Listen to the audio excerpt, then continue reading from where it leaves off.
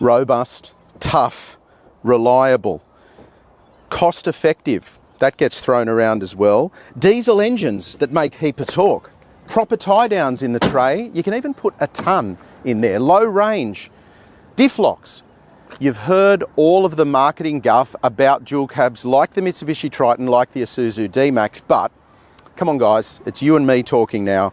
No one else is listening. You know that you don't use them that way. I don't think too many people spend $70,000 on a top of the range dual cab and then go and thrash it off road. Some of you tow with it, that's fair. And I guess the counter argument to the criticism of dual cabs is, what's the difference between buying a Triton and a Pajero Sport, or a D-Max and an MUX? You're kind of getting a large family four-wheel drive with a big boot. So I get that. However, most people don't use them in the manner in which they're intended. They drive them where we are right now, which is in the city, not far outside the confines of the urban sprawl. So that's how we're going to test these two. And I'll tell you what is most interesting about this comparison for me. The Triton was always our value pick because even at the top of the range, it was significantly more affordable than the competition. But now, these two dual cabs have been significantly updated for the 24 model year. So you've got updates, improvements. This is all new.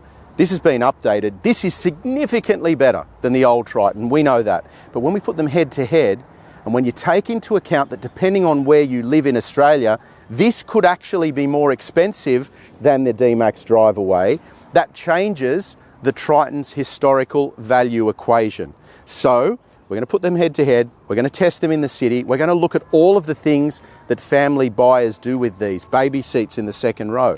Drivability, what they're like around town. But first of all, let's take a look at the price.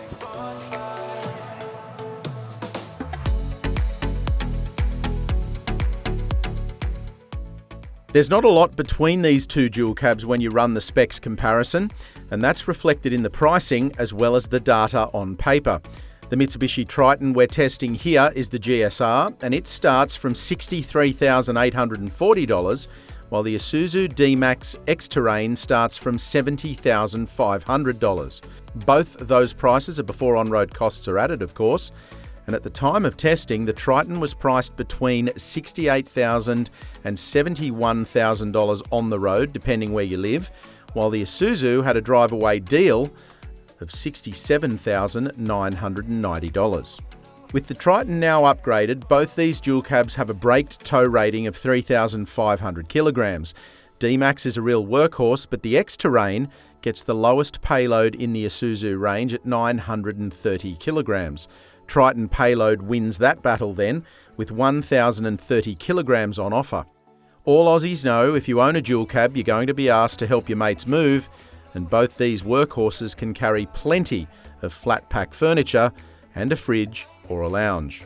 Starting with the Triton's standard equipment highlights, it's worth noting the excellent 360-degree camera and the rear view camera itself, which is significantly clearer and more useful than the rear view camera in the D-Max. Inside, there's a 9-inch infotainment touchscreen, wireless Apple CarPlay and Android Auto, inbuilt satellite navigation, Bluetooth, and a 7-inch digital driver's display between the two traditional dials.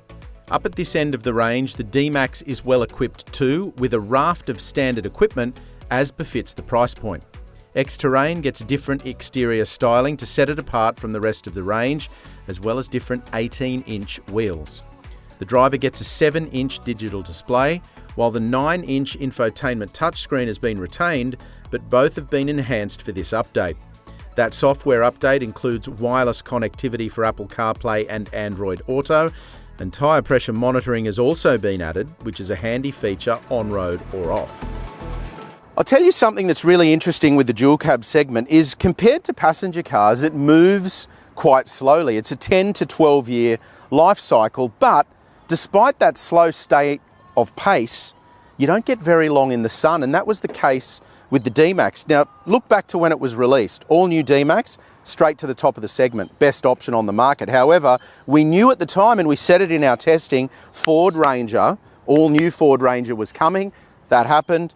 Amarok based on Ranger, all of a sudden you've got a new top of the segment. So Isuzu only had a very short moment in the sun. But what is really good about this particular D-Max is that vehicles, any vehicle really, not just commercial vehicles, benefit from that first step update after they've been released, because they put a new model out on the market. The public and the road testers and everybody around the world says, look, it's great, but if you just tweak these little things, it'll be even better. Well, guess what? Isuzu's done that, subtle upgrades, and it is now a better dual cab to drive. Mitsubishi Triton, on the other hand, is all new. This is an all new vehicle. It looks different. It's a different vehicle significantly, and what that means is this is brand new to the market. So there's no guarantee that there aren't a few little things that we would change, and we'll get to that in a minute with the road testing. And also means Mitsubishi's got a short moment in the sun, in the bright lights, where this is the focal point of the segment because it is new. Putting these two together, I think, is really particularly interesting, and we'll break down those little things. But I think on face value and based on our initial testing, new Triton is very, very good. Perfect? No, it is very good. How will it stack up against something like the D-Max that's been in the market for a little while and now had its first range of proper tweaks? Let's find out. New equipment, new features, new styling. In the case of the D-Max, Isuzu has taken from the "if you're onto a good thing, stick to it" mantra and not messed with a winning formula. Rather, updates and new tech headline the revised model. And while it's familiar to Aussie buyers, this is the biggest update for the D-Max in its life cycle so far. The addition of a dial for the volume control, for example, is proof that Isuzu has listened to customer feedback. For Mitsubishi, it's quite simply an all-new Triton. New engine, new outputs, new equipment, new tech, and an interior that is miles ahead of the old model in every way. Okay, first things first, and this is a bit of a personal bugbear for me, let's address the seats.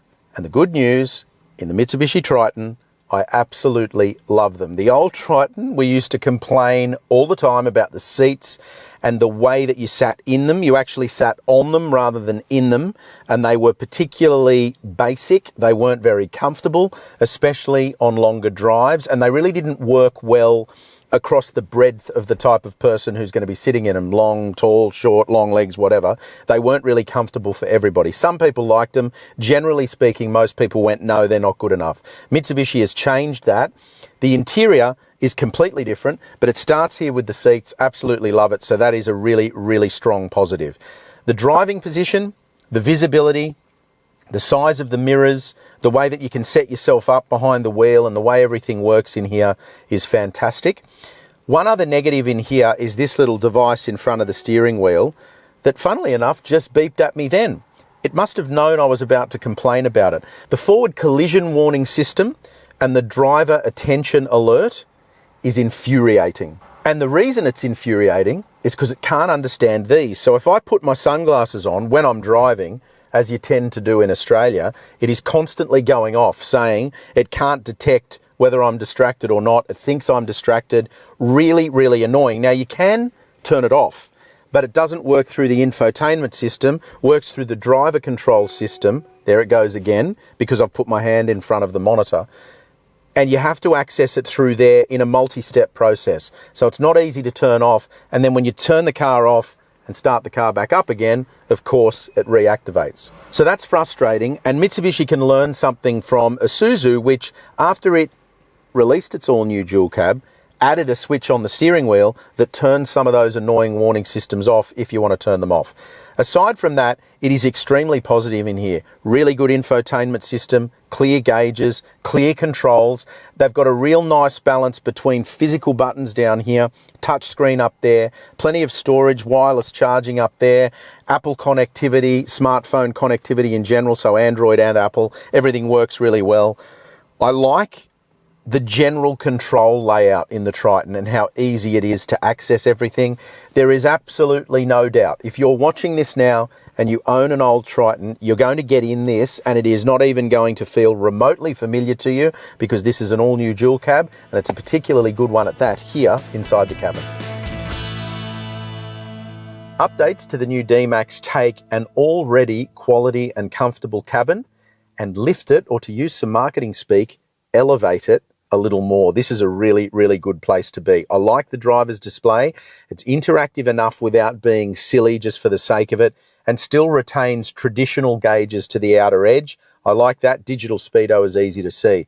The new infotainment screen in the D-Max is also a good one. It's been revised, different displays, good to look at, good to use. But see this thing here?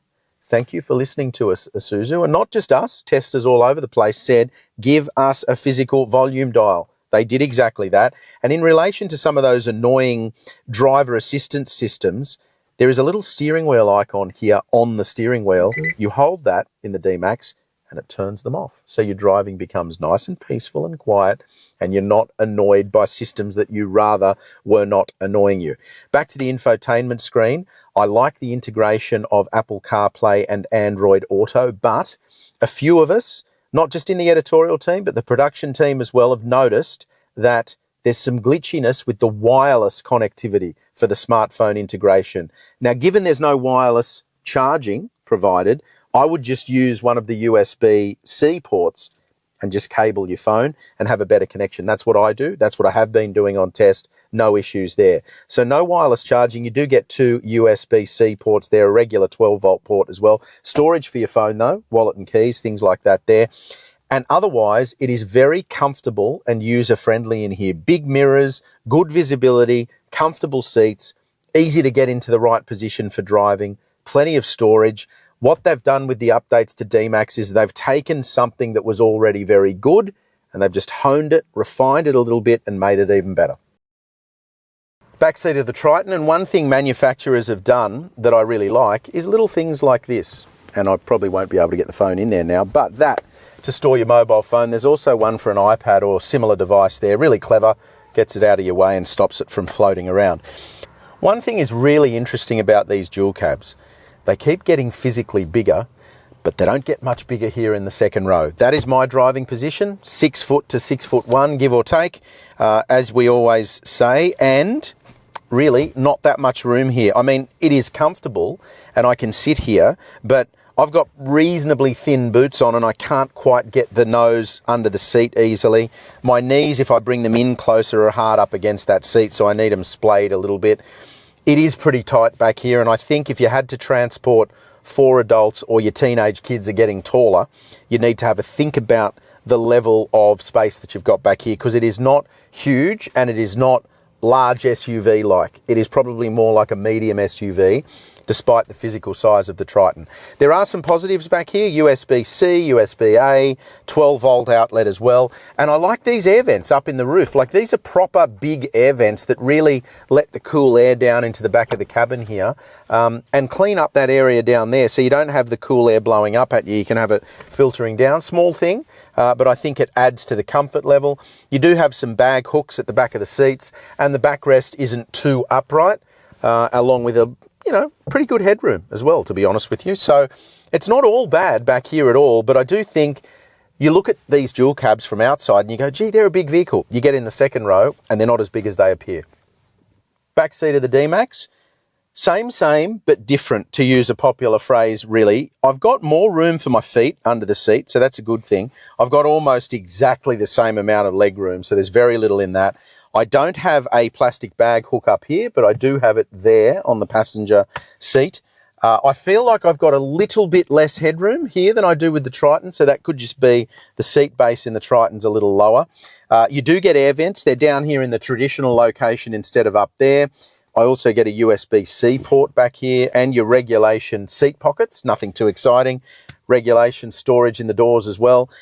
But as we say about the Triton as well, and in fact, all of the dual cabs in this segment, it's not a matter of it being uncomfortable. It's a matter of how much room you actually have. And in the real world, if you're 6 foot and above, if you've got teenage kids that are getting taller, or you've got kids that are younger than teenagers who are tall, it is going to start to get tight in here on a long trip. So I think you need to take that into account if this is a family vehicle. On the subject of families, I don't have a baby, which means I'm not fitting baby seats, but Jess does. So Jess, over to you. In the Triton, you have got ISOFIX points in both of the outer seats. But in my case, my car seat is just top tether, and there is just one top tether point right in the central seat here. So what that means to get the car seat in then is that I have to run the safety belt through a little harness that each outer seat has, and then hook the little clip on the top tether point there. That means that you can definitely get 2 child seats that are only top tether in the car. It just means that they'll both be hooked onto the same point in the middle there. And it also is just a little bit tricky to access when you're trying to get the child seat out at the end. Now, the other thing in terms of access, of course, is that the doors don't open hugely wide. So if you can imagine my toddler here, that can be a little bit of a pain when I'm trying to wrangle him in and out. But because of the height of the car, I'm obviously at the same point as him, which again makes it a little bit easier when I'm trying to get him in and out. In the D-Max then, you have also got ISOFIX points in the outer seats, and it's a similar setup where you have got one top tether point right in the middle here and a little harness that your safety strap loops through. The only difference in this car that makes it a slightly more complicated setup is that that harness that you loop your safety strap through is tucked behind the chair, which means you have to definitely pull the chair forward to be able to loop it through. That just makes the setup a little bit longer and more complicated. The other thing is, to me, this car feels just a little bit more cramped than the Triton, and the doors don't open quite as wide, which means that, again, when you're trying to get your toddler in and out, especially if you've got a wriggly one like I do, that can make it just that little bit more difficult.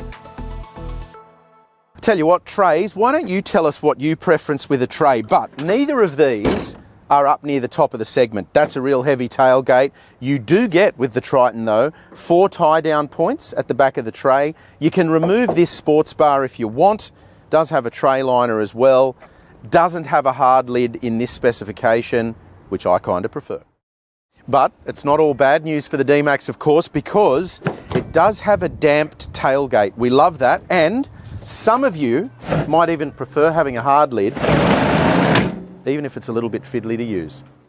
Triton is powered by a 2.4 litre twin-turbo 4-cylinder diesel engine, which makes 150 kilowatts and 470 newton metres, stepping up from the old model's 133 kilowatts and 430 newton metres. It's mated to a 6-speed automatic transmission.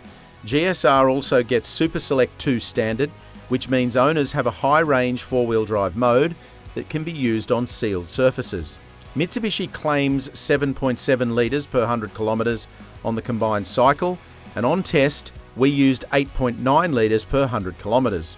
Keep in mind though that you will need to account for AdBlue with the new Triton.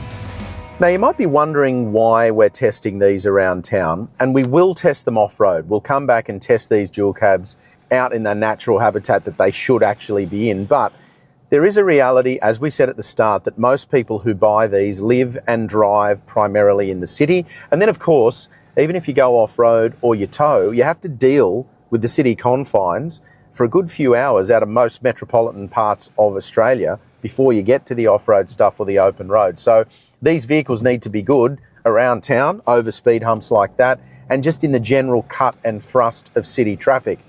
And that's where the new Triton makes a serious improvement on the old one. We've said this a couple of times. This is unequivocally a new Triton, whichever way you look at it, from the styling to the cabin, but also to the way it drives. New 2.4 litre engine, really good transmission. The suspension is also fantastic as well. That speed hump that we just went over there barely registered. I like the steering. I think it's fantastic. This is really easy to drive around town, aided by the big mirrors, the quality screen and rear view camera, so that it's easy to park, easy to move around tight spaces. And with the exception of these annoying driver warnings that keep going off, you might hear them do it while we're driving around now, with those removed from the equation, this is a very, very good dual cab. It's comfortable, it's insulated. Interestingly, our production team has told me that it's louder from the outside than the D-Max is, so you hear it coming on the street outside before you will hear the D-Max. So that's an interesting point to make. But in terms of driving and the way this behaves on the road, it's really quite good. It is a top spec dual cab, so you expect a level of comfort and luxury, and you do get that. It would be better, I guess, in inverted commas, with some weight in the tray or a trailer on the tow ball and some weight on the ball, because that'd settle the rear down a little bit. But once again, for something that's designed with payload and capability in mind, this rides quite well unladen, and it's a pretty comfortable thing to live with day to day. The tried and trusted 3-litre turbo diesel 4-cylinder continues under the bonnet of the D-Max, and its status as a workhorse remains assured. D-Max makes 140 kilowatts and 450 newton meters, meaning it's pipped by the new Triton in both power and torque, but it's worth mentioning how effortless the D-Max engine has always been in the way it gets down to work. Isuzu claims 8 litres per 100 kilometres on the combined cycle, and on test we used an indicated 8.8 litres per 100 kilometres.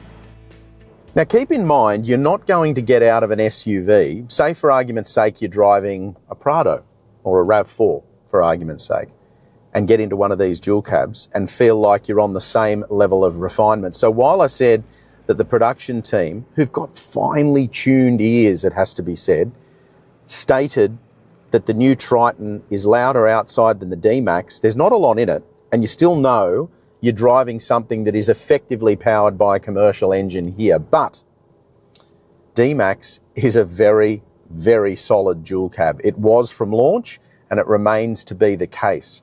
The way it rides, so let's go over the same speed hump that we did in the Triton, a little firmer. Triton's got a little bit more squish to it. Not a technical term, but it does have a little bit more squish to it. But this is still comfortable and still capable around town. It's worth noting as well, again, that I can press that button once on the steering wheel and disable the annoying driver's quirks.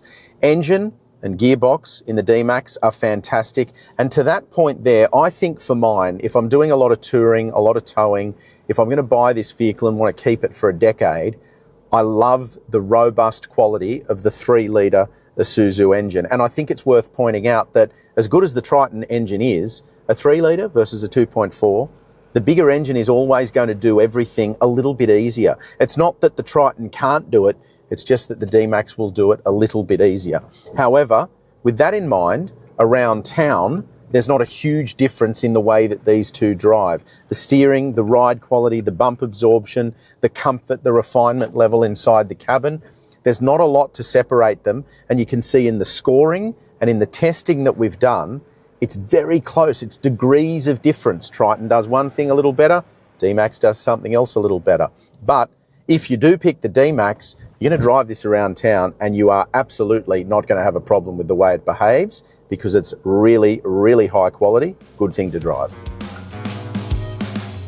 These dual cabs fit firmly into the we use them as family transport category in this country, and as such, they should be well equipped in regard to safety. Triton gets AEB with pedestrian and cyclist detection and intersection support, rear-facing AEB for car parks, traffic sign recognition, and according to Mitsubishi, a class-first driver monitoring system. Also standard is lane keep assist, lane departure warning, blind spot monitoring, front and rear cross traffic alert, adaptive cruise control, and active yaw control.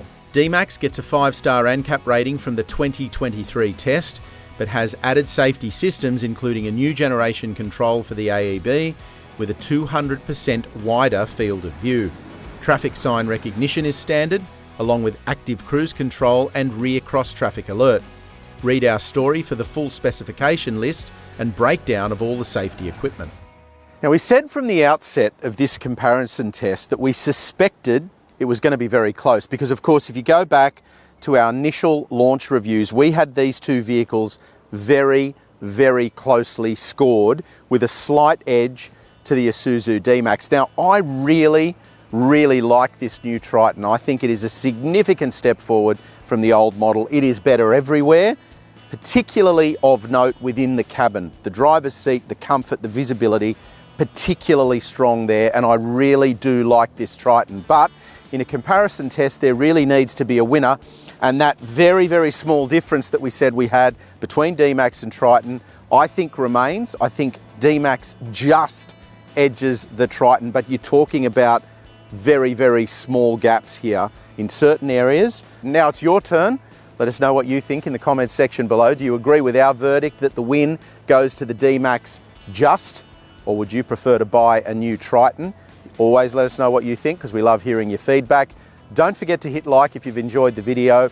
Click on subscribe so you stay up to date with all of our latest video content, individual reviews for these two cars and the full comparison test.